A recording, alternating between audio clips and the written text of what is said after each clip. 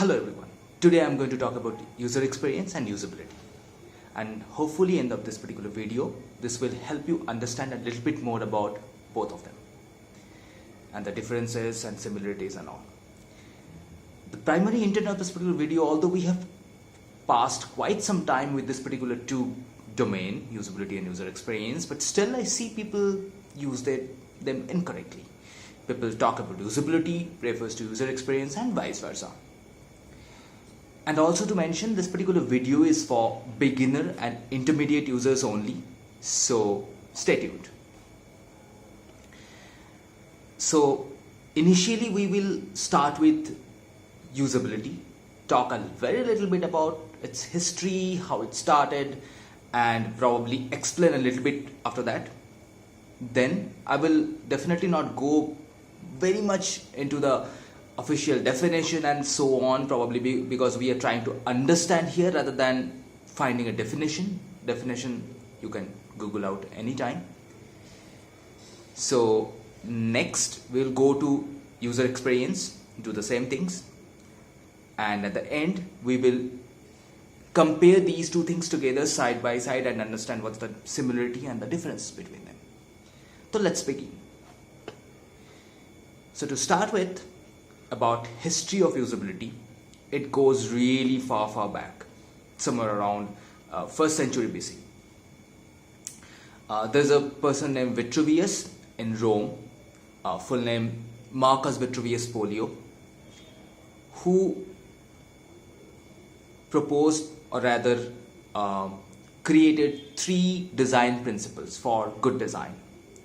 He was a author, architect, civil engineer and military engineer over there. So these 3 principles are, first one, firmitas. Now this is definitely in Roman, so I will help you understand what they actually is. So firmitas is about strength and durability of a design. Now next, utilitas. It sounds very close to utility as a word, and it's exactly the same. It's about the usefulness of a design. And the third one is venustas. It's about beauty of a product or aesthetics of a product, or rather a design, I would say, not a product. Now that's the history part of it. Now in 1988, ISO actually defined the definition of usability. I will not go into the definition once again, but yes, official definition, worldwide accepted definition was created in 1998 by ISO. Now if you try to dig down to understand what usability is, it is nothing but the attribute of the quality of a system or a product or a machine. Now, how much somebody can use something is about usability. The word itself self-explanatory in a way. Usability, how much you can use or how much someone can use. Ability to use. That's all about it. The primary 6 principles about usability was proposed by Jacob Nielsen. I hope some of you may know his name. Also, this particular principles was proposed by both Jacob Nielsen and Ben Schneiderman. And the principles are again more or less self-explanatory. They talks about effectiveness, ease of learning, efficiency of use, memorability, error prevention and satisfaction. So I'll give you one simple example for usability, what and how people, and I hope that will help you to understand usability a little bit better, this terminology, what exactly it is. So it is about the attribute of a particular product which will help you to use that particular thing easily.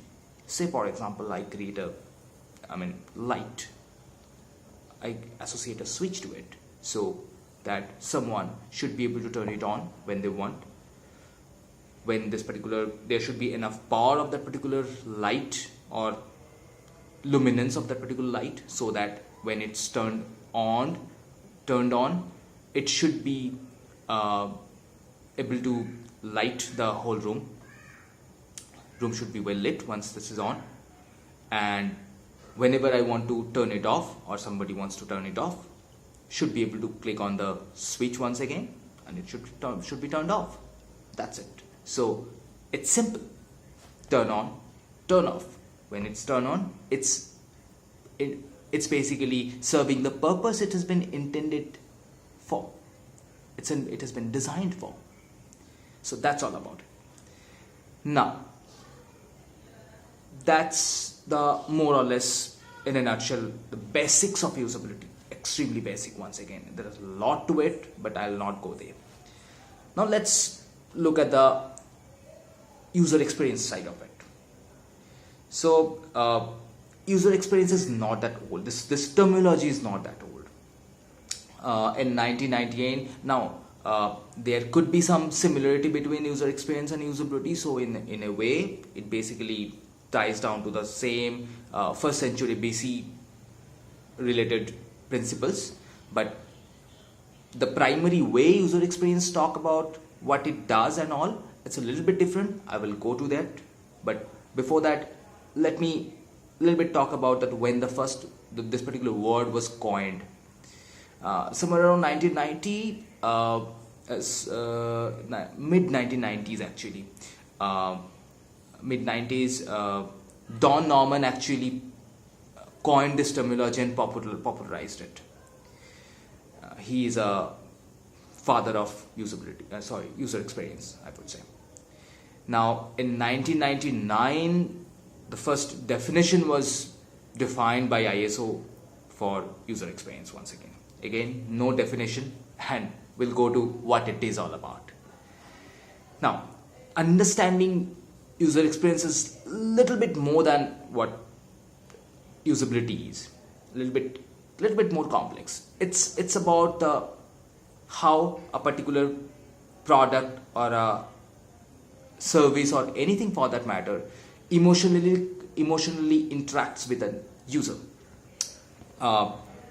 Like, it basically talks primarily about human emotions, how you can connect with human emotions so that they feel good about a particular service or product or whatever you are designing. So that is the part of user experience, and I think you can clearly understand the differences here a little bit.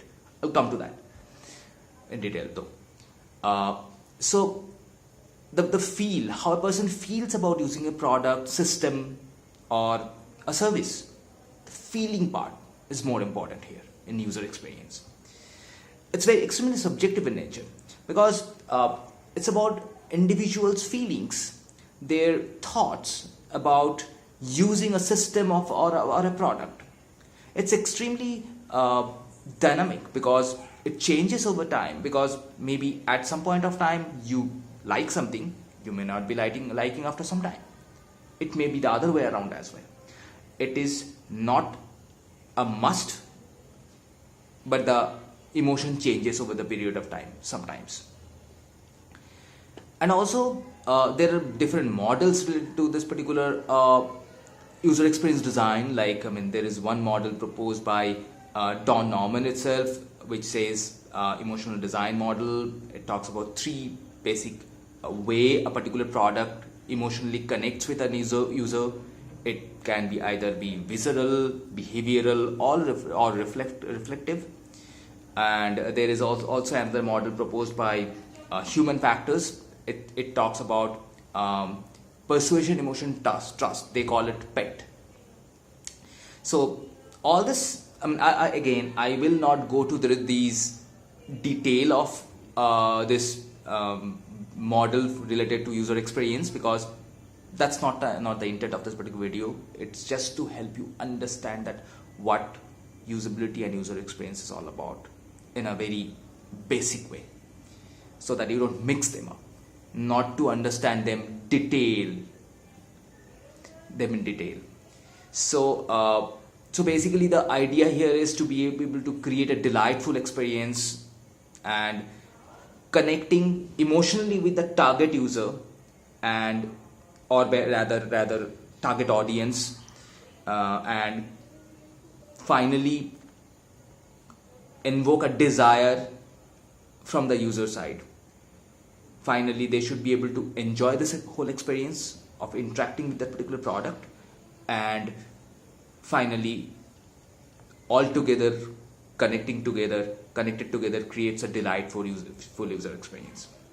So now the whole story here is a little bit different from the way the usability was earlier. I will give you one example of user experience, but not right here, probably while explaining the differences between the usability and user experience. So again, now we are the last part of this particular video where I'm talking about the differences between these two. To start with, usability is all about how much somebody can use something. Whether some usability word itself explains usability. So ability of use is the only point here. It's all about the product's ability to be successfully used by a user. That's it, nothing else. Now, in sharp contrast, user experience talks about emotionally connecting with the user to be able to work on the factors like make it likable, lovable, and desirable. That's all about the intent. So it may be any point of time, maybe immediately when you look at it, it's a kind of visceral. Again, it's about the model we talked about earlier from Don Norman's model, but it's about the visceral influence of a particular product on a user. So when somebody looks at it, I like it. I don't know what it does, or probably I may not need it at this moment, but it's okay. I don't care. I want it. That's it. That's the beauty of it. You may not want it, you may not need it, but you will still like it.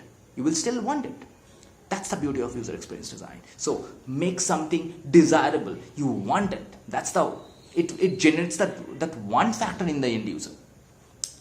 Now, in cases, again, that's not the ideal way of doing it again, but in cases, it's also possible to observe products or services which are not the best user experience, but just because of the way it emotionally engages with the end user, it clicks.